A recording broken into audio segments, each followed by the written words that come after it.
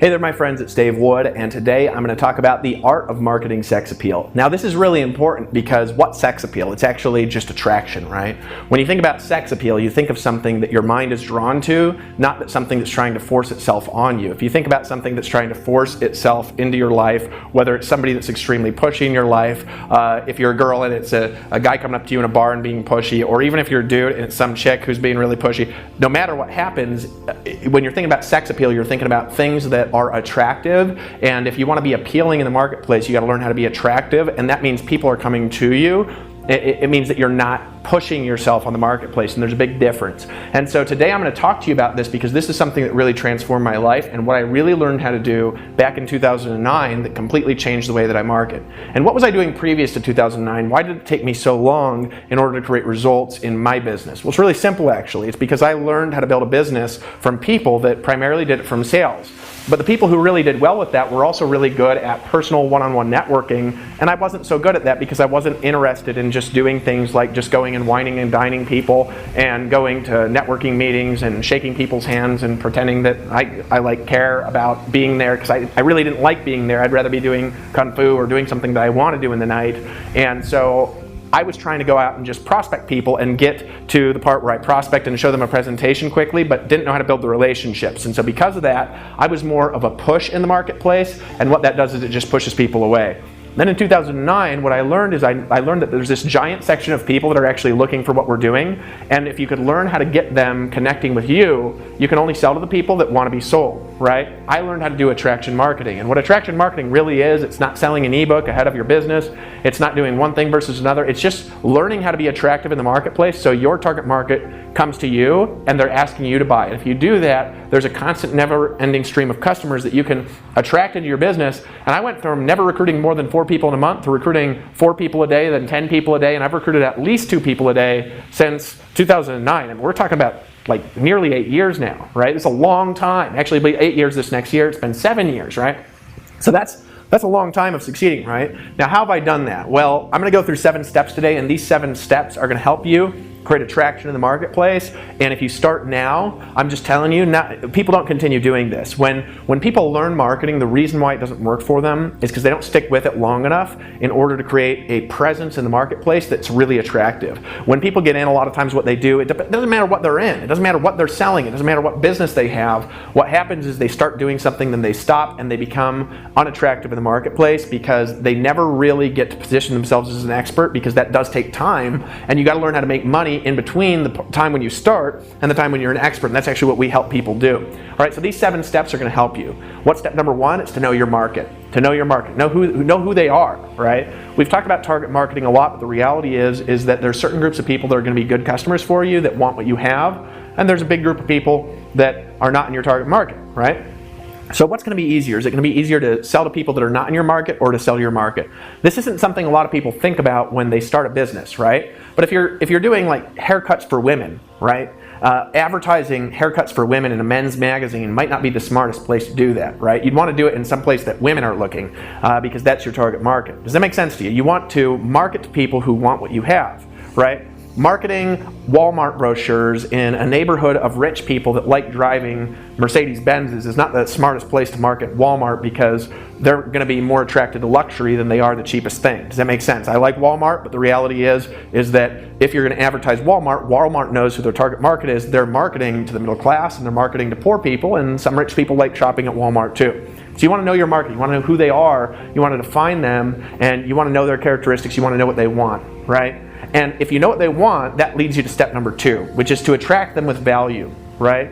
How do you attract people? You give them what they want, right? And so if people want to learn how to generate more leads, well, you can attract them by teaching them how to generate more leads. If people in that network marketing industry are your target market, as an example, people there, they struggle with prospecting, they struggle with attracting the right kind of leads, they struggle with marketing, they do things like they buy home business leads, they do home meetings, and they've had bad experiences in a certain extent.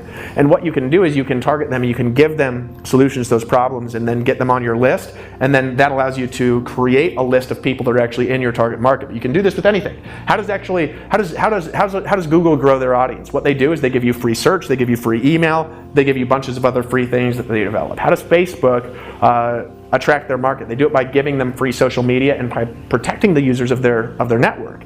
And so if they give you a great social media network and you're using that all the time, well, they're attracting you by giving you value, and that allows them to then sell that data to advertisers. They don't actually sell your data, but they sell advertising space, which is essentially the same thing. An advertiser can go target all the people that like Bruce Lee with Kung Fu movies if they want, right?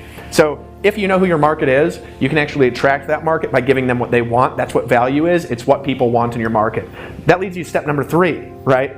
Is that the market's going to change, and what people want is going to change as times change, as technology changes, and you want to change with the market. You don't want to change against the market. And so what do I mean by that? Well, you got to think about this like a river flowing through time, and the river is the marketplace, right? Now, if the river is flowing in this direction and you're trying to swim against it, right?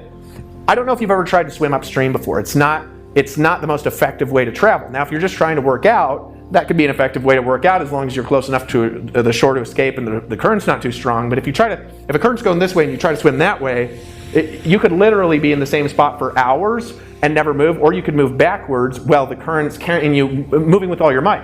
But if you just change direction and you swim with the current, right? What happens is that the river adds to your speed. So you're swimming at a certain speed, the river's swimming, let's say the river's moving this fast, and let's say you're swimming this fast too, you're going to go double the speed because now the current is carrying you, right? So as the market changes, you want to adapt your marketing to change with the marketplace and to change with what they want, because if you do that, you're going to be able to give value all the time, which is steps 1 and 2. Know your market, attract with value, and then you want to change with the market, which is basically continuing to know them. And how do you know them? We could get into all sorts of strategies. I'll share some of them with you today. Number 4, you want to become the advisor that people are looking for, right? Here's why, right? Selling is fun if you're an advisor. If you position yourself as a consultative salesperson, as somebody that people are coming to and they're asking questions and then you're giving them what they want, selling is actually lots of fun. It doesn't feel like what you think about as selling, because when people think about selling, what they think of is like telemarketing. They think about something like used car salespeople, but that's not at all how selling works. If you're doing it in an attractive way, if you're becoming attractive in the marketplace, it's more like people are calling you, asking you to buy, and you're giving them permission, right? And that's a lot of fun. And what happens is if people seek you out as an advisor, somebody that can help them solve problems, all of a sudden everything that you say and do has more impact, and that's all done through knowing your market, attracting with value, changing with market, and then as you do that, as you give them value, you're going to become a trusted advisor, but it's going to take some time, and in the meantime you can use strategies to be more of a consultative advisor, and you can create a bunch of sales that are going to lend yourself to be able to create more trust in the marketplace. Now, number 5 is you want to learn to be selective with who you're bringing into your list and who you're bringing into your business, not pushy. There's a big difference. Too many people, what they do is they try to push what they've got in the marketplace, and maybe the marketplace doesn't want what they've got. But if you're really selective, you can actually attract higher value clients, and you can also get way more clients than you could if you're pushy, because if you're pushy, again, what that does is it drives people away. Does that make sense? It's a metaphor we started with. You don't want to drive people away. You want people coming to you and saying, hey, I want what you got. So you want to be selective, not pushy. Number 6, you want to operate in abundance, right? What do I mean by that? Well, what's the secret to getting an abundance of leads? It's getting an abundance of traffic, right? If you have an abundance of good traffic to a good capture page, you're going to get abundance of good leads. If you have an abundance of good leads, you're going to be able to get abundance of good clients. Now, if you're getting too many clients to work with, then what you can do is you utilize what I said in the last principle, which is being selective, because you're only going to work with the best clients, right? That's called operating in abundance. It's always having more than enough. You never want to try to scramble to get more sales from too few people you're bringing in and too few leads and too little traffic. Does that make sense? Because then you're going to go again and operate against these principles, and you're going to end up being pushy in the marketplace. You want to be attractive. You want to operate in abundance.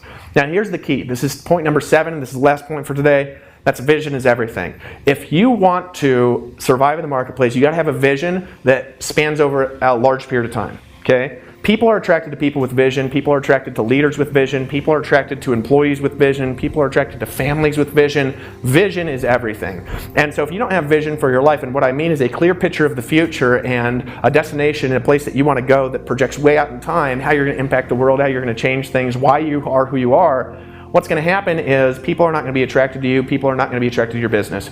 You got to understand that vision is everything, and therefore you need vision. And people they listen and listen and listen and listen. I could repeat this and repeat this and repeat this. They still don't do it, right? Why don't they do it? They don't do it because they just haven't learned to do it yet.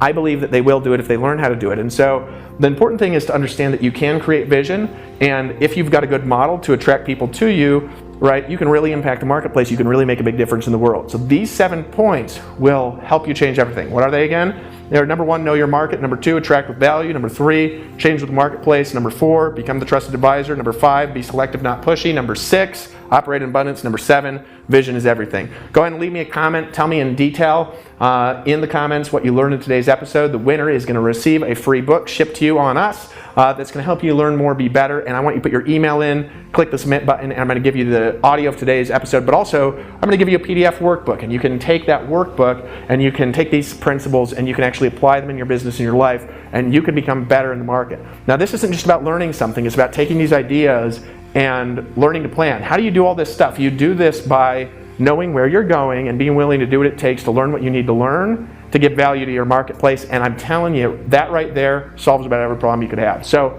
today, my friends, I'm here to empower you. I'll see you in the next episode. Go ahead and scroll down, write me a comment, put your email in, and I will see you in the next episode of the Daily Shortcut. Just want to tell you, I love you, I appreciate you, and you have the power to be great, and that's what we're here to do.